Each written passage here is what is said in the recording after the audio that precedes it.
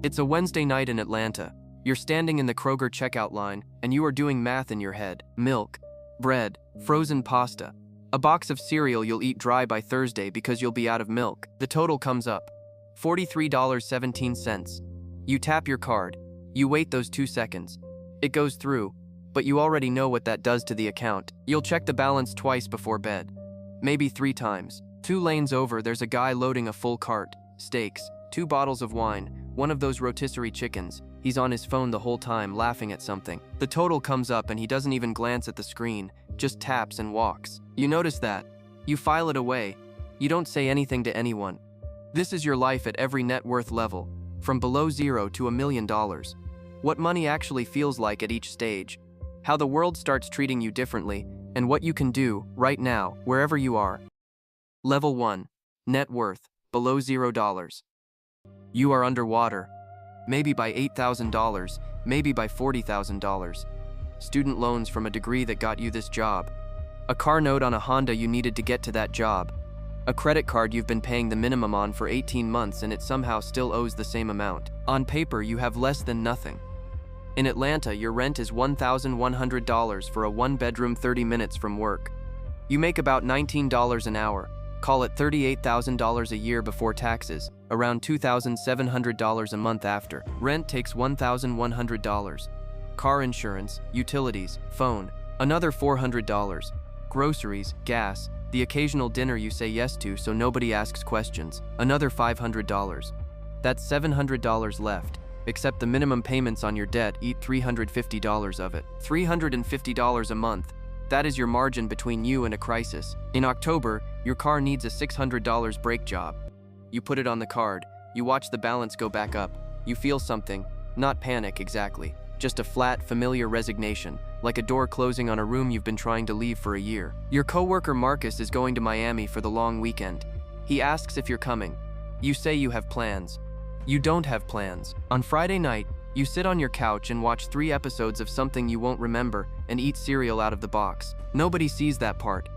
That's what debt does that nobody talks about. It isn't just the money, it's the slow shrinking of your own life, the trips you don't take, the conversations you dodge, the version of yourself you keep postponing. What nobody tells you here. At negative net worth, your most expensive possession is high-interest debt. A credit card at 24% APR costs you more per year than almost any savings account will ever earn you. The enemy isn't your salary, it's the rate. Attack the rate first. List every debt by interest rate, highest first. Pay the minimum on everything else and send every spare dollar at the top rate. This is called the avalanche method. It costs you the least over time. Before aggressively paying anything down, build one buffer, $500 in a separate savings account. This single step breaks the cycle of putting emergencies back on the card and resetting the clock. Call your credit card company and ask for a lower APR. Ask directly, use those words. It works more often than people expect, especially if you've been a customer over a year and haven't missed payments. Level 2. Net worth, $0 to $10,000. You crossed zero. It didn't announce itself. One Tuesday, you checked your accounts and did the rough math and realized your assets, a small savings balance, your car's trade-in value, were finally bigger than what you owed. No notification, no fanfare, just a quiet Tuesday. You exhaled. Same apartment, same job, same commute. But something underneath has shifted.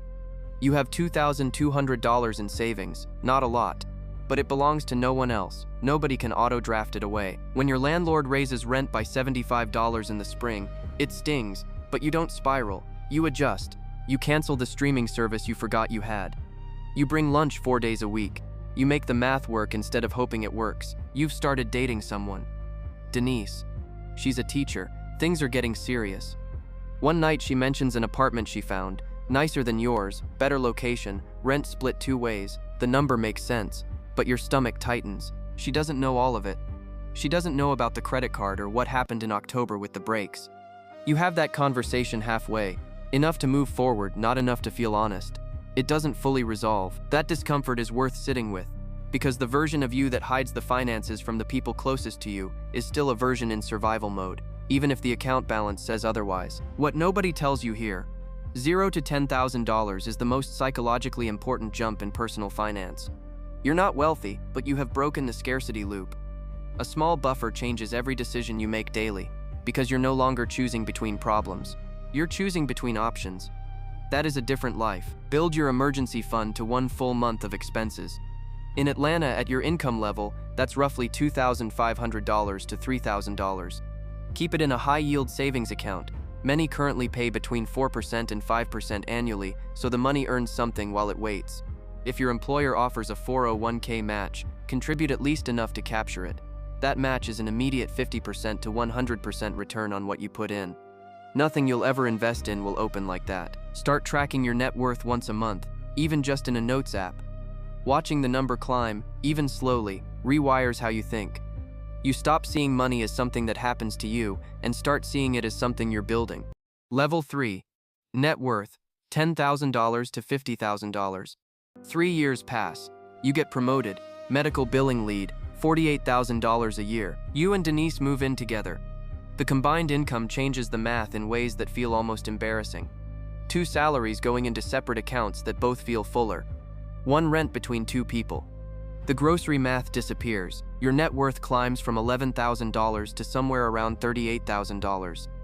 Most of it is in your 401k, which you can't touch.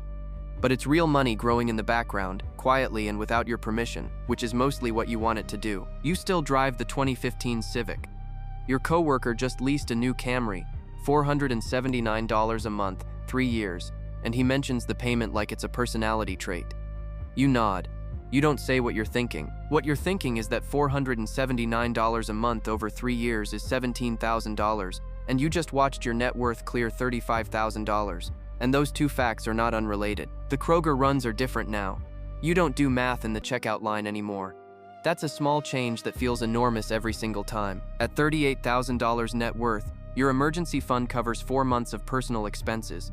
You have a Roth IRA with about $7,000 in a total market index fund, sitting there, mostly forgotten, mostly growing. A good week in the market and it moves by $400. You notice that number. You didn't used to have a number like that to notice. But here's the risk at this level that nobody warns you about. It feels good enough. You're comfortable. You eat at real restaurants. You took a long weekend in Savannah, and comfort is exactly where momentum goes to die. What nobody tells you here. This level is where discipline compounds quietly or where it quietly quits. The habits you build here, automating savings, not inflating your lifestyle every time income rises, leaving your investments completely alone, are the ones that carry you to the next 3 levels. Most people spend their raise before it arrives. Most people end up staying here. Automate a percentage of every paycheck into your brokerage or Roth IRA before you see it. Even $150 a month, growing at a 7% average annual return, becomes roughly $75,000 in 20 years. Time is the only input that can't be bought later. Do a lifestyle audit once a year. For every dollar your income went up, track how much went to savings versus spending. Aim to save at least 40% of any raise. The other 60% is yours. Enjoy it. Just don't spend 100%. Spend 1 hour learning what you own. Look up the expense ratio on your 401k funds. If any fund charges above 0.5%, find the lowest cost total market index option in your plan and move to it. Fees are the silent tax on every dollar you've worked for. Level 4. Net worth. $50,000 to $100,000. It's a Saturday morning, 3 years later. You're 36. Denise is making coffee. The apartment you've shared for 4 years is warm and familiar, and you're sitting at the kitchen table looking at your accounts on your phone like you've done most Saturday mornings since you can remember. And then you just stop. The number on the screen is over $90,000. Your retirement accounts, the brokerage, the savings. You add it up again, the way you still do out of old habit, expecting to find a mistake. There's no mistake. You set the phone down. Denise asks what you want for breakfast. You say you don't care, eggs are fine, anything. You sit there for another minute with the feeling you can't quite name. Not joy, exactly. Something quieter, like a window opening in a room that's been closed for years. 6 figures, real ones, and you feel mostly normal. That's the part nobody prepares you for. You imagine this would feel different. You're 36, net worth just crossed $94,000, and you're still making the same coffee, driving the same car, sitting in the same job where Sharon claims still microwaves fish on Fridays. But something has shifted in the underlying structure of your life. You have a 740 credit score. The bank sends pre-approval letters now. A financial advisor from your branch calls to offer a complimentary consultation. You go because you're curious. He recommends 2 products. Both carry annual fees above 1%. You've done enough reading to know what an expense ratio does to a portfolio over 20 years. You politely decline. He seems surprised. That surprises you. At $94,000 net worth with your income approaching $58,000 and Denise teaching at $52,000, your household brings home around $7,800 a month after taxes. You're in the 22% federal bracket. New words have entered your life without announcement: tax loss harvesting, backdoor Roth, rebalancing. 6 months ago you would have skipped past them. Now you read to the end. There's a harder moment this year that doesn't make the financial statements. Denise's mother gets sick, nothing immediately dangerous, but ongoing, expensive, and exhausting in the way that only people who've watched a parent age will understand. Denise starts talking about moving her closer. The cost runs through your head before you can stop it. You hate that it does, but that's what this level is too. The places where money and love get tangled, and there's no clean answer, only the conversation you have in the kitchen at 10 o'clock on a Tuesday. What nobody tells you here: at 6 figures in net worth, the most dangerous thing is the advisor with the high-fee product, the insurance salesman with the whole-life pitch, and your own growing sense of security. You've built something real. Protect it from anyone whose income depends on a percentage of it. Open a taxable brokerage account if you don't have one. This gives you flexibility, money you can access before retirement age without penalties, invested in the same low-cost index funds. It is the account that makes early optionality possible. Max your Roth IRA, $7,000 per year in 2026. Tax-free growth over 20 or 30 years is a compounding gift that doesn't show up until suddenly, one Saturday morning, it does. Level 5. Net worth. $100,000 to $500,000. You buy a house at 37. A modest one, $285,000. 3 bedrooms, a yard with a fence the previous owners painted the wrong shade of green, southeast of Atlanta. A mortgage payment almost identical to what you were paying in rent, except now the equity is going somewhere. You're 42 when your net worth clears $300,000. Retirement accounts, the house, the brokerage, all of it adding up to a number that feels like it belongs to someone else. Your income is $74,000 now, medical billing manager at a larger hospital group. Denise is department head, $62,000. Combined, you're clearing $130,000 a year. You don't feel rich. You feel stable. You're learning that stable and rich are different countries. Your father calls in October. He needs $4,000, car repair and 3 months of bills that got ahead of him. He sounds like he's been rehearsing the call. You say yes. You don't have to think about it. You don't have to check the account. You don't have to ask Denise first. You just say yes. That moment, the ability to help the person who raised you without it breaking anything, is one of the quietest ways money changes a life. It doesn't look like wealth. It doesn't feel like winning. It just feels like being able to say yes when it matters. But there's a shadow side to $300,000 that people don't talk about. Your friends are doing a range of things. Some are underwater. Some have a little saved. One couple bought a lake house. At a dinner party in the spring, someone makes a joke about the stock market and you smile and change the subject, because you know roughly what your portfolio did last year and you don't want to have that conversation. The social distance that money creates is subtle and persistent. You're not in a different world yet, but you're not in the same one either. What nobody tells you here: between $100,000 and $500,000, your biggest threat isn't spending, it's drift. You feel secure. Secure is where urgency goes to die. The jump from $300,000 to $500,000 is shorter than the jump from $50,000 to $300,000 because the compounding does more of the work. But only if you don't stop. Run a real projection. If your investments grow at 7% annually, what is your portfolio worth in 10 years? In 15? Put the actual number in a note somewhere visible. Vague hope doesn't behave the way a concrete number does. Consult a fee-only fiduciary financial planner, not a commission-based advisor. You pay them a flat fee. They have no financial incentive to sell you anything. 1 or 2 hours with the right person at this stage can save you more than the advice costs. Start defining your work optional number, not retirement. The point where work becomes a choice rather than a requirement.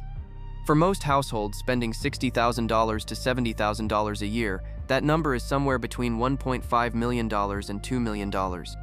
Knowing your target changes how you move toward it. Level 6, net worth, $500,000 to $1 million.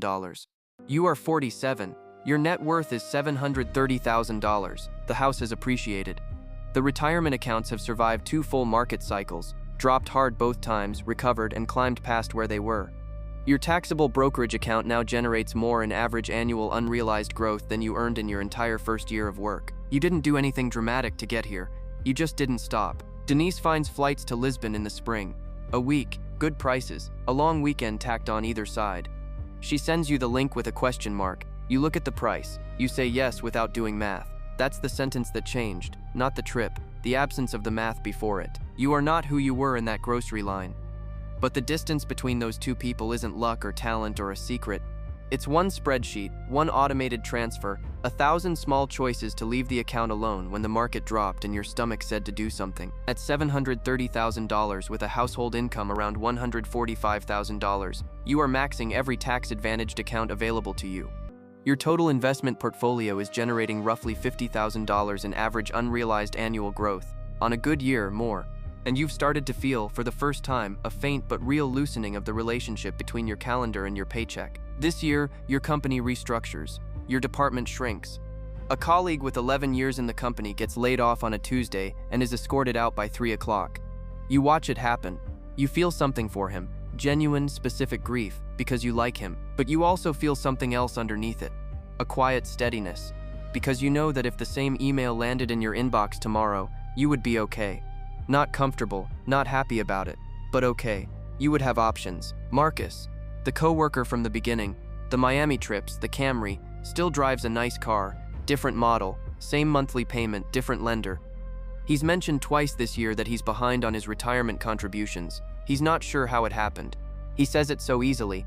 You don't say anything, you just nod. What nobody tells you here. Near $1 million, the math is no longer the hard part, clarity is. Knowing what you actually want the money for, what kind of freedom, what kind of time, what kind of life. So it serves a real purpose instead of just accumulating out of habit. The people who drift past this level without a plan work longer than they needed to. A number without a meaning is just a number. Define your enough number. Using the 4% withdrawal rule, a common planning benchmark, a household spending $65,000 a year needs about $1.6 million invested to sustain indefinitely. Know your number. Write it down, move toward it deliberately, revisit your asset allocation. At 47 with 15 or more years of runway, you can still carry significant equities, but start thinking about the gradual shift toward stability as you approach your target date. A single bad sequence of returns in the years just before you stop working is the risk that matters most. Get an estate plan, a will, a healthcare directive, beneficiary designations reviewed. At this net worth, I'll get to it eventually, is a decision, just a bad one. Go back to that Kroger line for a second.